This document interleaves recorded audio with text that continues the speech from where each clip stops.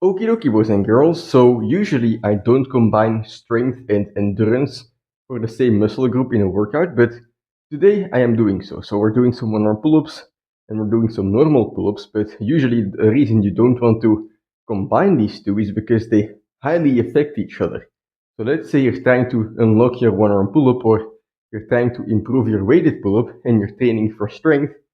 That's great, but you might be doing a couple workouts a week, 2 to 3 workouts. And if you then, at the end of that workout, do endurance workout, like an endurance workout as well, it will require a lot of energy, right? It will slow your recovery down significantly, which, well, it prevents you from training more on the one-arm pull-up, and so it will slow down your progress. Vice versa, right? If you're working on endurance, that's great. But if you do a lot of strength work before, your top end strength will have diminished by the time you get to your endurance work, and therefore your actual endurance will have gotten down or gone down significantly as well. And when it comes to endurance, well, building total volume is very important but if my total endurance has gone down, let's say, I would be able to do 20 sets of 10 pull-ups, the first half of those pull-ups is going to feel easy, right? The first 10 sets are going to feel easy, but still they're important because it's total volume. However, if I first, do the one-arm pull-up workout or the weighted pull-up workout and I'm tired already, those first 10 sets are already going to feel hard. Perhaps I will have to half the amount of reps, or I will have to lower, like I will have to do assisted pull-ups, right? And so you're not getting the most results from your training, and that's why generally I will not combine skills and endurance for the same muscle group, right? You see me doing it for planche and push-ups, but in theory, even though it's not optimal, right, I'm still playing around with it. But for planche and push-ups, the muscle groups are technically different.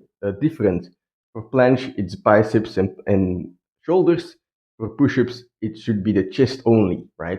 And that's kind of why I am able to do those. But for the same muscle group, I try to avoid it. Anyway, today I'm doing so.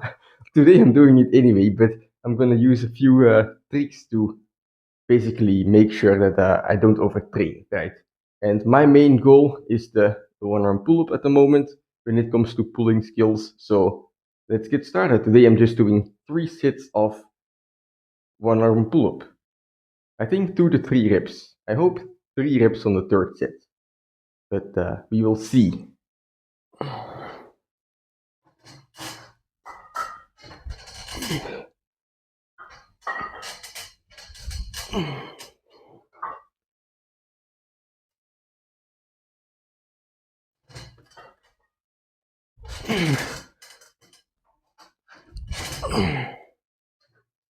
All right, 2 reps. I'm gonna do one more set of this with about 5 minutes of rest in between. When it comes to strength training, it's not only important to actually be strong, but also to pull efficiently. So that's what I'm trying to do on these sets. Perhaps I could go a kilo heavier, but at the moment, I'm happy to stay at 8 kilos and kind of see how I can alter my technique to pull more efficiently. Now, if all goes well, I will attempt a third rep on the third set. However, I'm feeling kind of tired, so we'll see about that.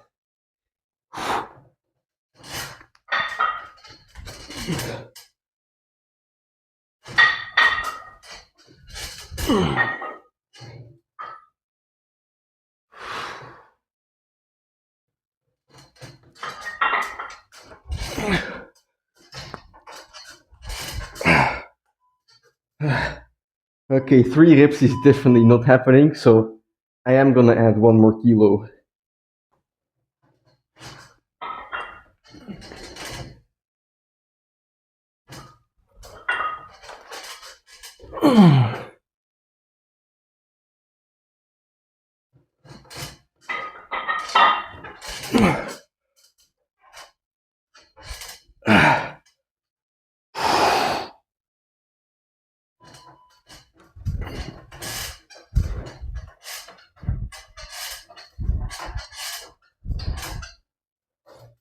All right, so right now I'm doing some EMOM every minute on the minute. It stands for I do 1 set every minute. So I have a timer. I can show you actually. So I have 20 sets, I just did one, and the remainder of the time is basically rest time. So perhaps that set took 5 to 10 seconds. Well, then I have about 50 to 55 seconds of rest time left, and you just repeat it over and over again. I'm gonna do, or I think I'm gonna do 20 rounds of 5 reps, and that's 100 reps in total. It's some good volume, and usually I wouldn't mix strength and endurance for the same muscle group.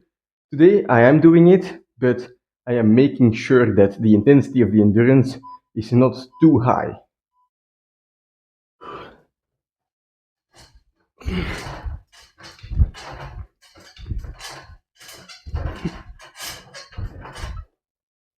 So I'm doing these chest to bar chin-ups, and for me the reason I'm doing it is just purely because lately I've been doing a lot of push-ups. On Monday I have an actual chest day where I do hundreds of reps, but then also 5 days of the week, except for Tuesday, basically every day, I am doing about 250 push-ups every day as well, in the form of 5 sets of 50.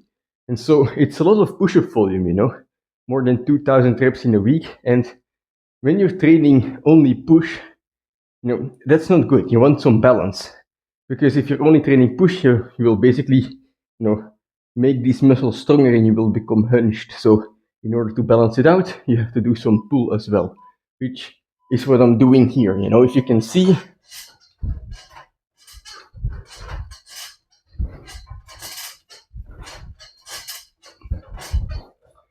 by using the chin-up grip, it becomes kind of more natural to, rotate your shoulders outwards. And when you're then pulling all the way to your chest, it's very easy, or you just happen to squeeze all of your muscles in your back. There's no way around it. And that's exactly what you want. You want to squeeze the muscles in your back, in your shoulders, to kind of make those pulling muscles stronger too. And by making the pulling muscles stronger, you will prevent, getting hunched shoulders like this. But anyway, I have 17 more sets. Unless it becomes too difficult, then I will just cut it short, because again, I do want to recover for 1 arm pull-ups on Wednesday.